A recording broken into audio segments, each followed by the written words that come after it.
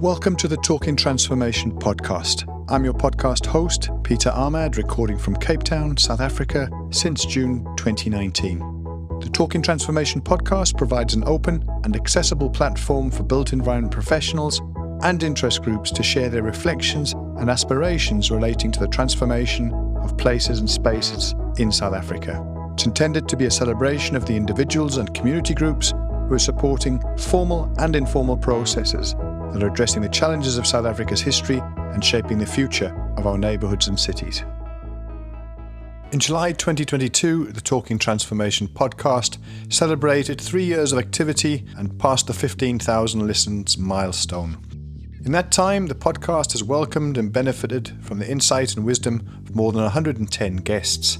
Young and experienced practitioners from South Africa and beyond our borders have selflessly shared their time and experiences with a view to establish an archive of conversations for professionals and community groups. Thanks and recognition to all those who've supported and contributed to the platform over these 3 years.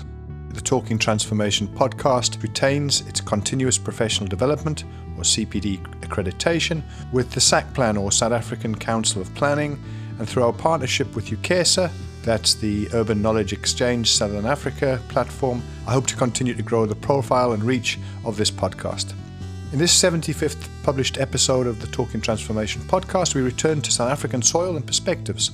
The episode deals directly with a theme I wanted to emphasise and develop in coming episodes, and that's the importance of leadership with integrity as a foundation for South Africa's transformation journey. It's also a quality we've seen an abject and consistent lack of globally in those political and corporate spaces where leadership and good decision making are essential to the well-being of communities and socio-economic upliftment. In this episode, we look at one of the young leaders in a position of executive authority within a rapidly growing municipality here in the Western Cape. Jacqui Samson recently celebrated a year as the Executive Director of Planning and Development within the Drakenstein municipality. I've been wanting to interview Jacqui since we met over 8 years ago when she was working with the Western Cape government within the Provincial Department of Human Settlements. She would head up that department prior to taking up the municipal challenges across the borders in Paarl. I wanted to understand how that first year had been for her, what the challenges she'd been having to face in an election year, and what the future holds for spatial planning and economic development in Drakenstein. It'll also be interesting to see how the transition from provincial government into municipal government has been for the first time in almost 30 years. Jacqui's journey is an inspiring one, and I hope you'll find inspiration and lessons in search of that leadership with integrity mantra going forward. As always, enjoy the episode.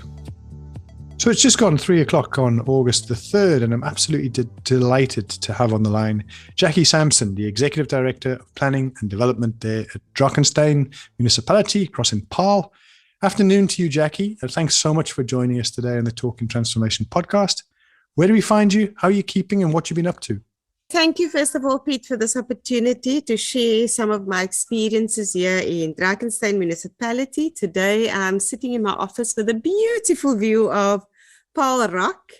The locals say it's quite a source of inspiration and you draw your energy from Paarl Rock, but it is a beautiful environment. Drakenstein Municipality is the biggest municipality after the city of Cape Town.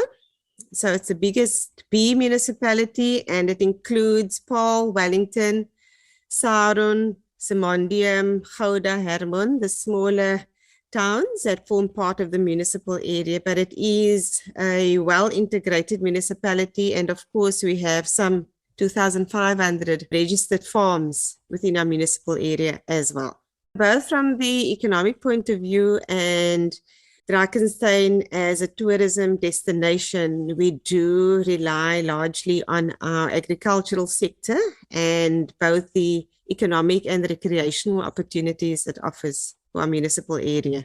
Can you maybe just give us a bit of background to your own career and some of the career highlights, Jacqui? Certainly an inspiring and impressive story that's only worth revisiting. I am a professional town planner, so registered town planner. I started my career in private sector.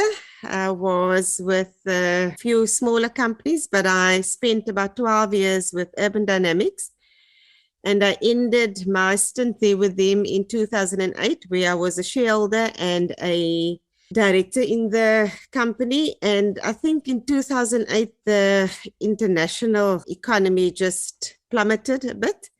And we felt that in the private sector where big developments was being halted, slowed down. And I think coupled with that was some stringent planning, environmental and other legislation that impacted on the processing of development applications. So in the private sector, we really felt the pinch. I was then presented and applied for a position in Western Cape government as the head of planning and policy and research at the Department of Human Settlements, an area that is also close to my heart in human settlements and how we can improve the experience for those that have a huge housing need in South Africa. So I looked to apply my skills and my experience and my passion to improve living conditions in human settlements, especially the informal areas in South Africa. And then because policy at the time at Province was also part of my portfolio, I could then use that sector to influence policy to improve that. But I must admit it was not an easy road. It is still a difficult space and with a growing need and with our policies that really don't adapt to the realities out there. The social need in housing should really be coupled with economic opportunities, and you can't divorce the two, and you want to decrease the dependency on government. So after 12 odd years, I then progressed to being in the executive of provincial government and the head of human settlements. And there I really felt that, and I want to go back to planning. I missed that planning space. And then Drakenstein municipality advertised a post that combined both urban planning, economic development, and human settlements. And I thought this is now really the space where I can apply all my skills. And 1 July 2021, I started at Drakenstein municipality. So it's my first time at a local municipality. And although I was a bit concerned about the politics and being at the coalface of community, I think it's the best place to be to really make a difference, to work with the community, to understand what the needs are, to engage with them, to develop solutions where they are part of the solution and where we can see a difference on the ground. So it's a move away more from policy and strategic planning, more to on-the-ground planning. I do just want to touch on one thing about having experience, not only in the public sector, but also in the private sector, that sort of decade and more spent with urban dynamics. And I guess that's a priceless where, you know, you can understand both the work and the dependencies that the private sector and the public sector have on each other. I think what you're describing is something that's really, really important. Is there any sort of reflections on that in terms of the balance between the two sectors and how actually they're absolutely dependent on each other? Yes, I've got an equal amount of public and private sector, about 13 odd years in both, and that has proved to be an advantage. Firstly, I understood what the economic drivers are for private sector and how bureaucracy and processes can impact on the economy. And then I also had the advantage, I knew the players, I knew people in the built environment. I had very good working relationships when I went to Province, and I could tap into those networks in the private sector, the built environment, across from planners, architects, engineers, community organizations as well. So both in public and private sector, you work with communities and community organizations. So I used that network and the relationships I had to also advance the work in public sector. And in the same way, I know that the private sector built environment professionals could link with me and we could work on solutions and we could work together to see how we can improve delivery in the development sector. So that was the advantage I had, and I still have that. Cape Town or Western Cape is so small, it's the same people and we all know each other. There are very, very few female planners, especially, and even less engineers. And so I'll also look at supporting them and mentoring them, especially the young ones coming up. And you use professional platforms like LinkedIn. And I see if youngsters want to link with me, and then I welcome that. That's the advantage you have if you're in both private and public sector.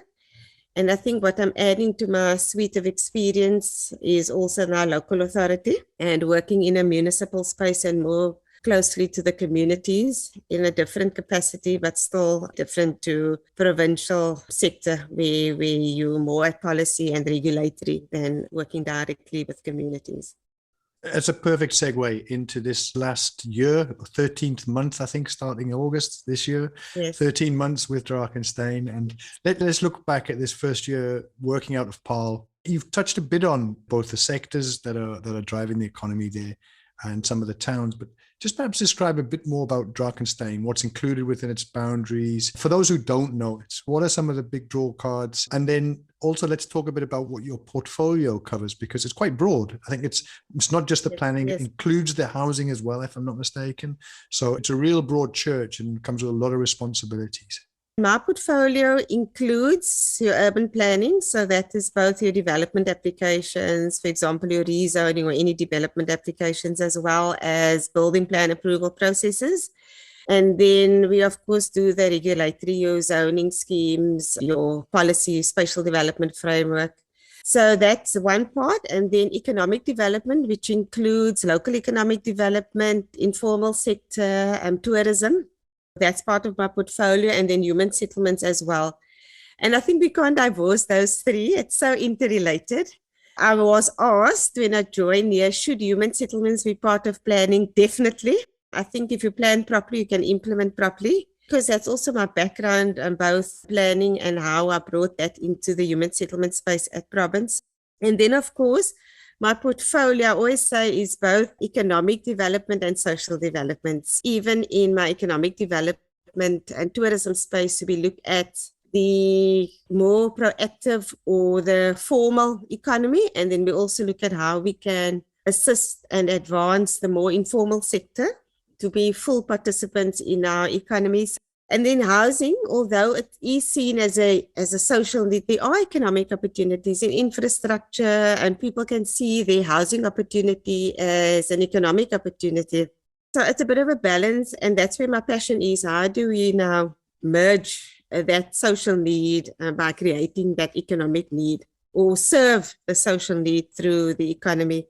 Within Drakenstein, you also then have your disparities. You know, we have one of the highest residential property value estates, Valdevie. And then you have the lower end. Saron is one community where most are largely registered as indigent. The economic need or social need is high. So spatially, how do you then manage that? We look at our protecting our natural environment, so our biophysical environment, our river systems, the mountains, and we look at policy to protect that. But we also look at how we can use that to our benefit. We spoke about our agricultural sector and the farms and how people want to make inroads into and use agriculture or natural environment and use it for development opportunities. So we look at how we protect that as an asset for both agriculture, economic opportunities. Our spatial development framework identified certain areas where we don't impact too much on our biophysical and those natural assets, and see how we can utilize that for economic opportunities. We've invested 1.55 billion rand in infrastructure development.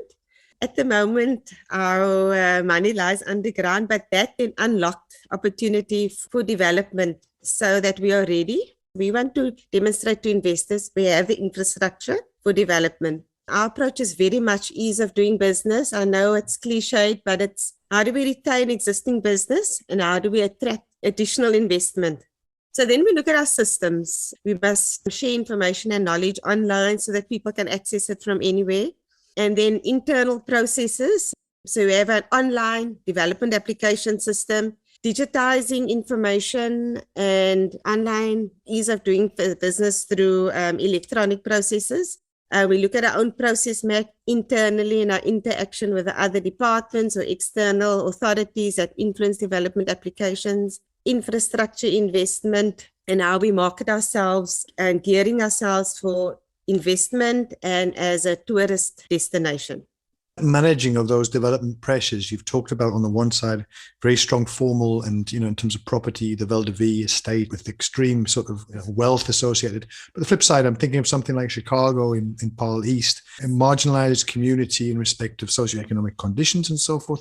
They're extremes. And I think something like Drakenstein, those extremes become very pronounced. How do you go about managing those development pressures and two very different communities that are looking for very different things? That approach through integrated development plans, as you say, the spatial framework, demand a very differentiated approach, and allocation of resources become quite a challenge, I guess. When you are a public servant, you serve all communities, you serve all the residents, all the citizens in your municipal area, as well as businesses or individuals that want to interact with your municipality. So when we compare, and Yuna used Chicago, which is maybe described to the audience, it is high poverty levels, often associated with gangsterism and illegal activity. The social leader just evident.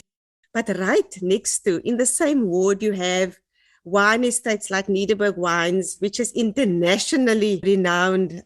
It's so strange. If you drive out of Nederburg Wine Estate, you go right and you see many wine farms along the route. If you go left and again left, you pass Chicago.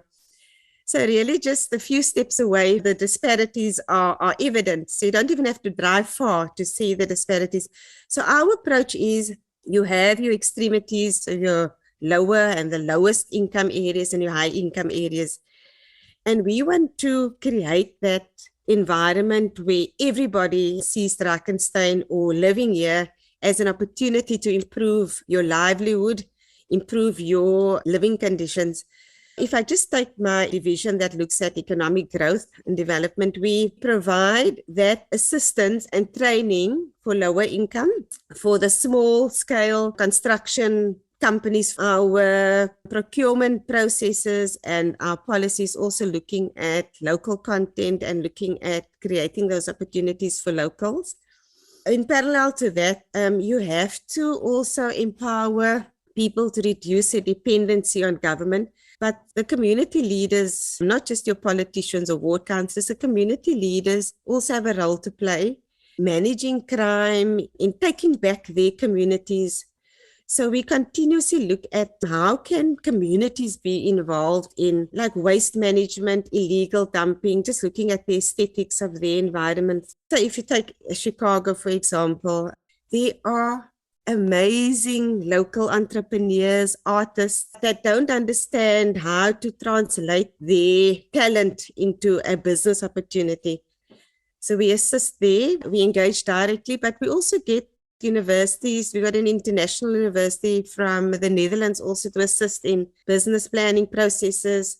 So we also look at partnerships outside because we acknowledge we don't have all the resources.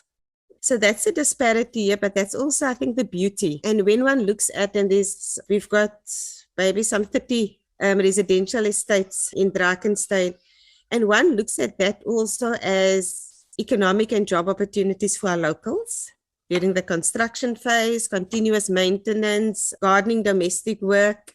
You cannot divorce that economy in an area like Vel de Vie from the economy in Chicago, because there is definitely interaction. And of course, as a municipality, any revenue or income generated, we plow back into our communities because we have to generate income to deliver services and improve service delivery.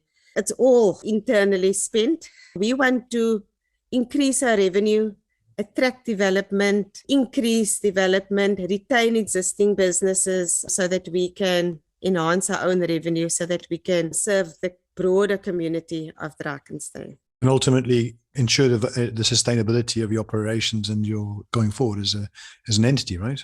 I spoke about the 1.55 billion infrastructure that we put in through a loan. So we must then make sure that we are generating enough income to enable us to pay that and sustain that infrastructure. So there's a capital expenditure, but then there's also operational through maintenance that we have to sustain.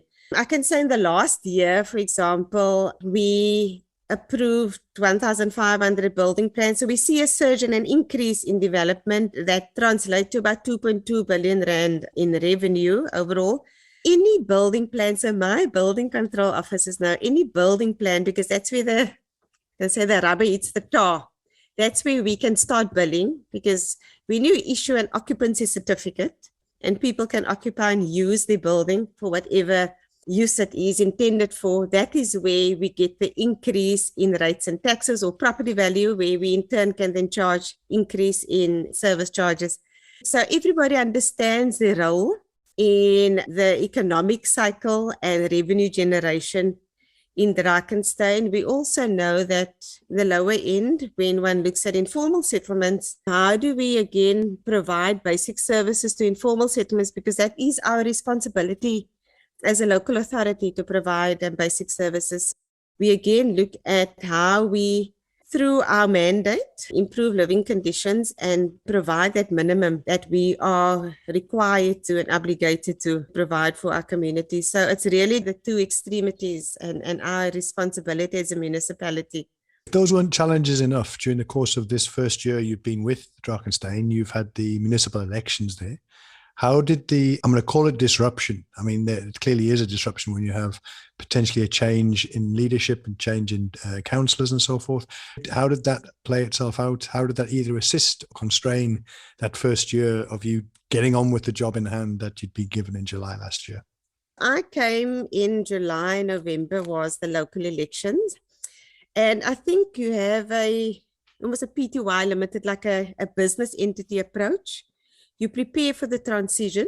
We have a culture where we have what we call management information. So we record information and update stats every month, so that there is almost a handover report of what the state of your organization is. So in Drakenstein municipality, we continued with that.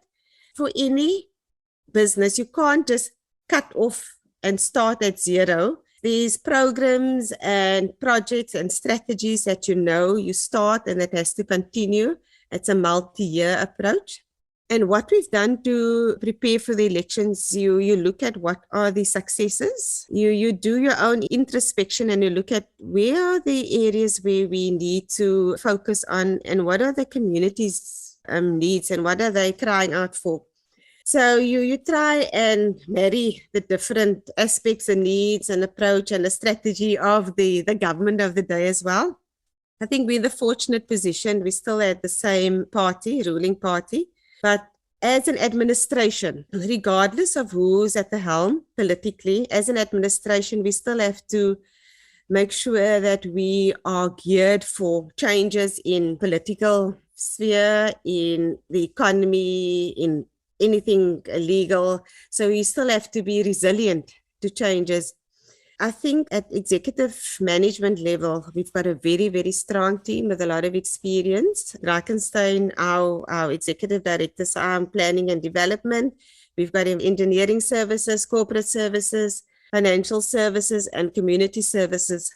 Leading all those different departments, our 5 internal departments, are people with experience also, both private and public sector.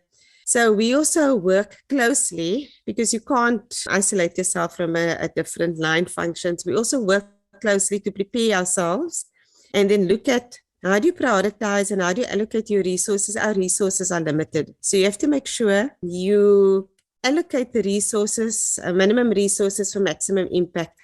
The transition, I would say, just before the elections, there's obviously a surge in service delivery and people drive around and say, cut the grass here and clean up the sidewalk there and paint the wall there. And you just have to be responsive as the administration. At the end of the day, you look at how you can sustain that approach, that it's not only for the run-up to the elections. And that was our approach, so that we have to sustain.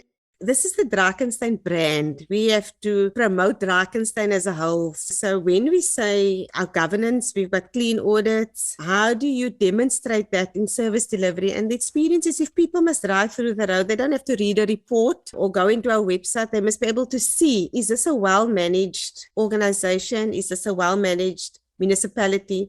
So you must be able to drive around and see I know grass cutting is oversimplifying our responsibility as a municipality, but you can see, the broken window syndrome. If your public areas are not well maintained, that is a reflection on how the municipal area is managed.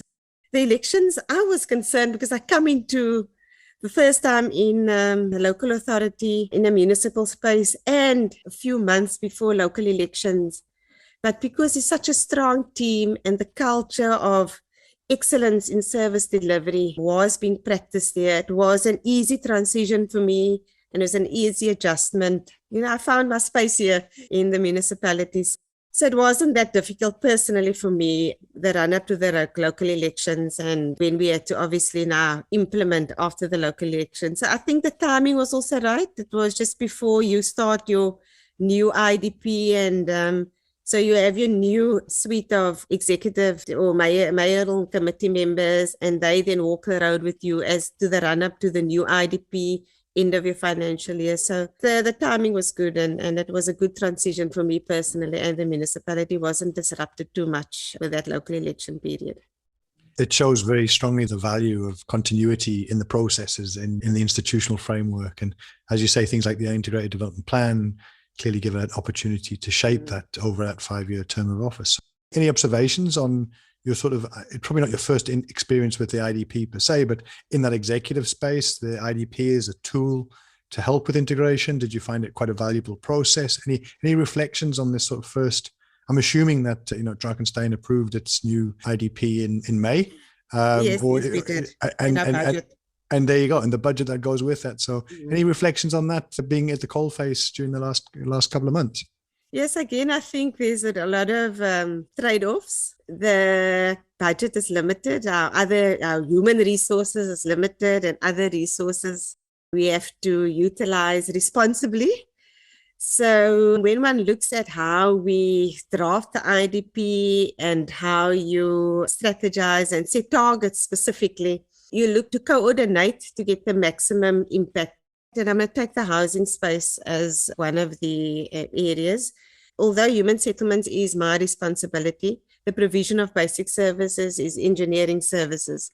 And you start at a clean slate with your budget, but then you look at your list of need and then you prioritize. And one must always work towards services standards. So with the engineers, we looked at, this is the reality in our informal settlements, access to a toilet or a standpipe. And when I mean access, you mustn't have a row of toilets on the edge of your informal settlements. It must be physically accessible, everyone, even disabled persons. It must be safe to access it at night with load shedding. We looked jointly at services standards. What would we like for you obviously look at the status quo, how many toilets you have, how many standpipes, how many is functional, accessibility, walking distance, 50 meter, 100 meter. Is it a safe path to get to that toilet? And then we sit with the engineers and we look at service standards jointly. We look at what resources we have and how do you then prioritize the allocation of budget where the allocation is way below our service standard. We looked at national, but we always try and improve on national standards.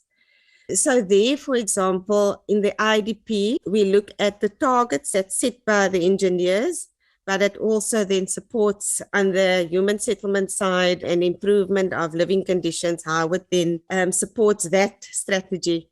So the IDP was an exciting period for me too. I went to some of the IDP and of course this year we could then physically meet. I think in the last year or two, the municipalities also had that dilemma.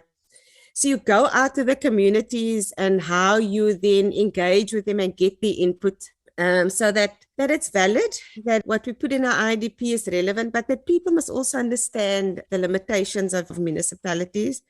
But we want to use our minimum resources responsibly to have an optimal positive influence on the communities out there. And people must just understand that. And so the communication and the opportunity that the form of the IDP allowed or enabled was just great this year, that you could actually then open it up and people could then physically attend. And obviously there's other forms of input, written and other ways of providing input. But I think people still like that face-to-face interaction and If they want to be harsh with you, they want to be harsh with you face to face. They like to scold you face to face, not on paper. Just, I think for them, the impact is greater. So it was really a phenomenal experience for me that I could then also have that opportunity to engage and share our experiences.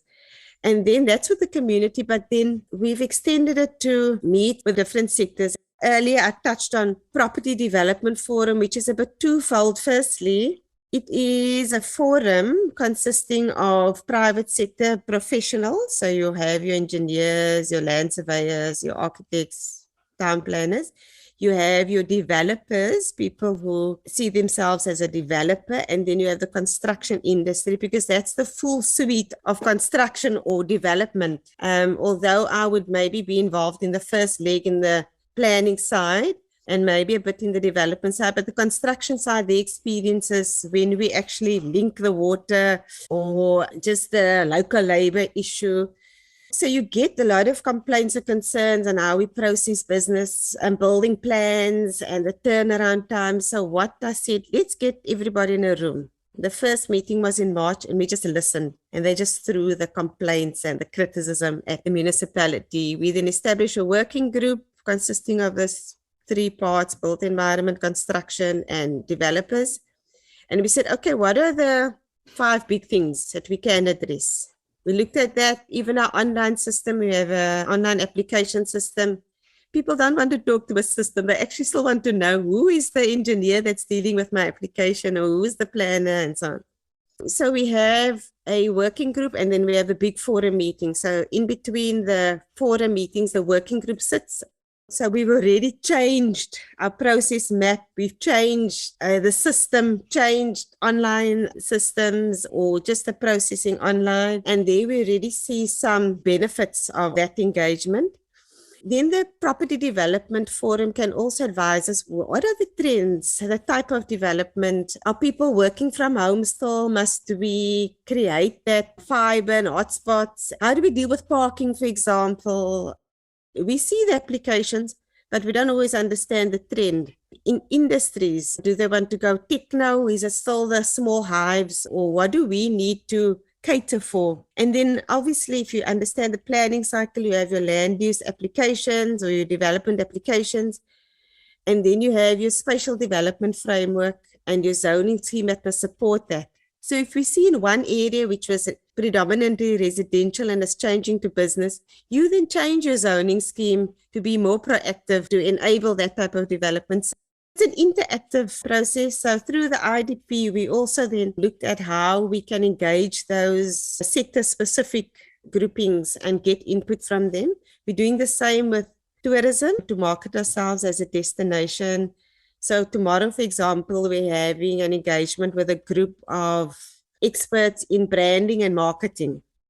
How do we then market ourselves? Because people don't know Drakenstein. They'll end up in the Drakensberg Mountains. Do you market yourself as Paarl Wellington wine area, or how do you market yourself? So we're having a chat with some experts tomorrow and getting the industry input on tourism. We need our partnerships and private sector and other entities out there to assist us in delivering here in Drakenstein.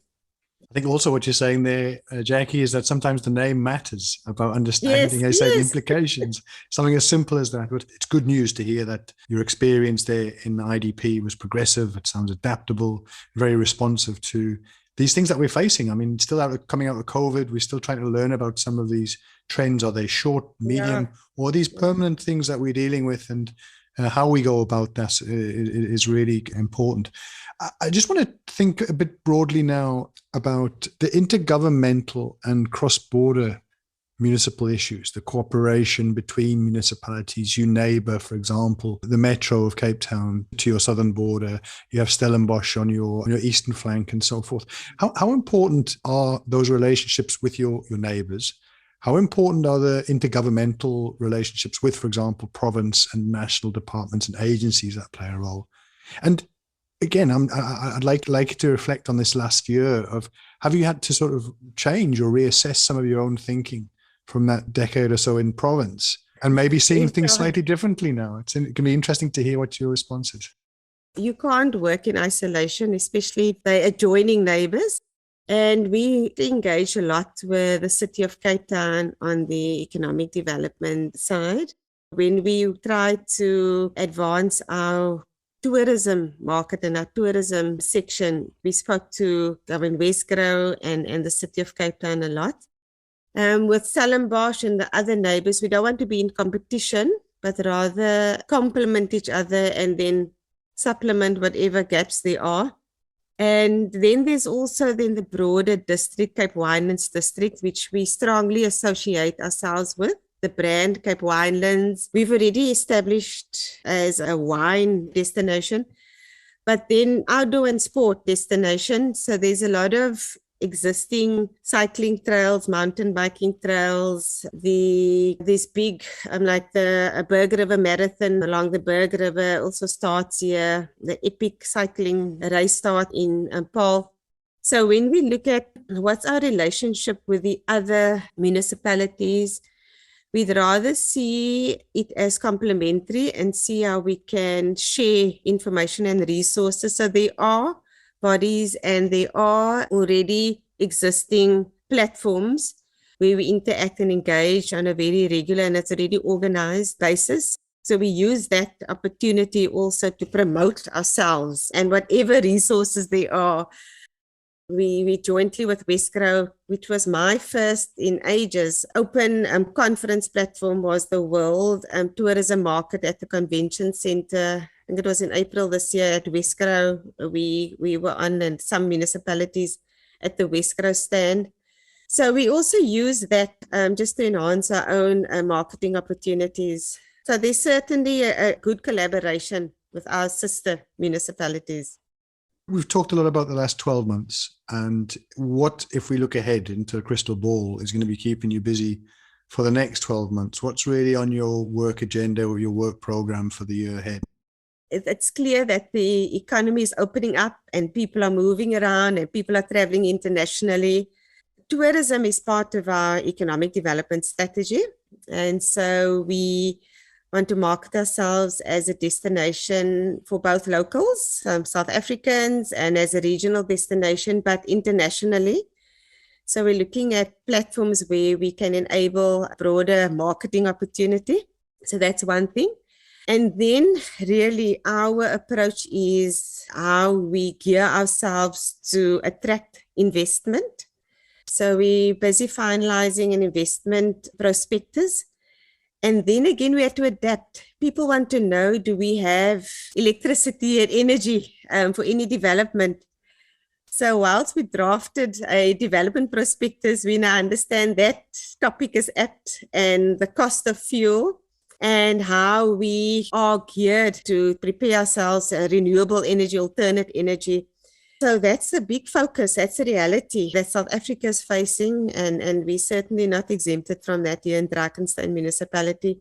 So we look at how we are welcoming developers, how we interact with potential developers, how we market ourselves for investment, for development as a tourism destination.